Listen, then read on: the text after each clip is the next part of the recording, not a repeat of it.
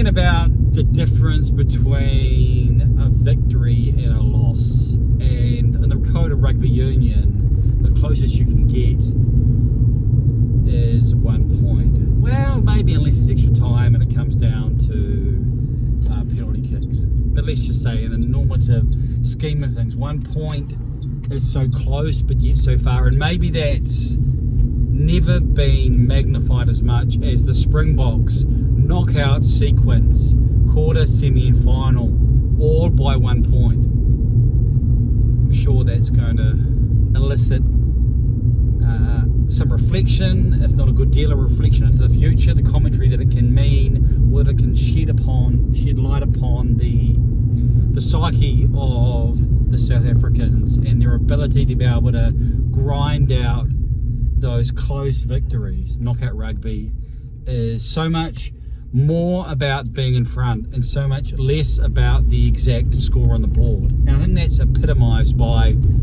what the Springboks have done throughout Rugby World Cup 2023. This isn't a recent reflection for me, because the difference between 1 point stood out for me in the final of Rugby World Cup 2011. Being on site, mostly standing, or at least at the end, but sitting and standing at the Garden of Eden Park as the All Blacks would win 8-7. It rose to my attention the chasm between those two scores. Not the chasm on the scoreboard, but the chasm in inhabiting either of those worlds. I mean, you can get to 1 point, but you're still, in one sense, a category away from where you need to be to get the result. And so you can get as close as possible, but until or unless you cross that chasm, you're really a world away.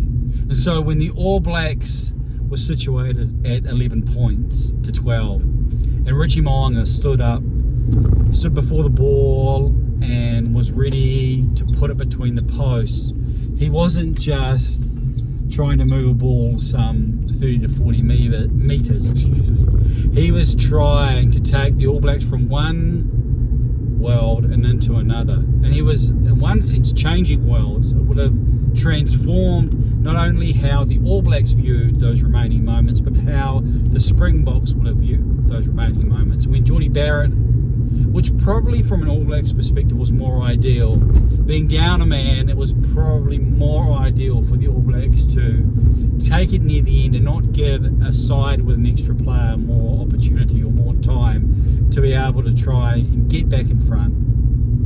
Then the opportunity was there for him to impact even more so, because that would have transformed how the shape of those final moments unfolded. And so 1 point in each of those fixtures, France, England and the All Blacks getting so close to the Springboks, getting so close to the South Africans, and yet all but one action or thereabouts, and the difference would have been world changing.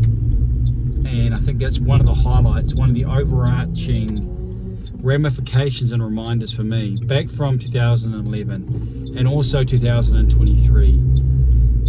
Make sure you get in front, and if you can stay in front, then you're not really asking the opposition to just get one more score. You're asking them to do something so much greater, grander and more significant, and the players know that.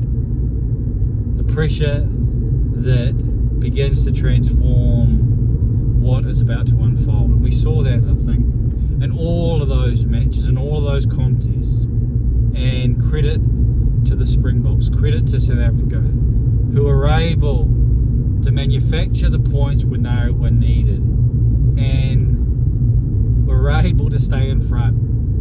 And rugby it's so much about not only what you do, but manoeuvring the contest into such an aspect, into such a phase where it makes it increasingly harder for the opposition to accomplish what they need to do to get in front. And whilst that may reflect more about the big match moments and executing where it counts. And no doubt Richie Mo'unga and Geordie Barrett will forever reflect on what would have happened if their kicks had been just a tad to both the left and the right.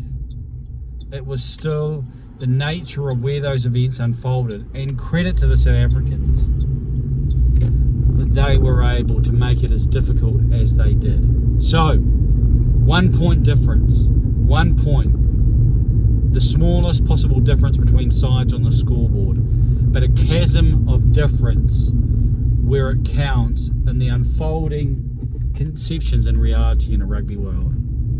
What say you about that angle and factor? Has it stood to your attention how close but yet how far it's been for the opposition, but also for the Springboks, who are Rugby World Cup champions back to back, 12 points to 11? What say you? I'm Johnny King.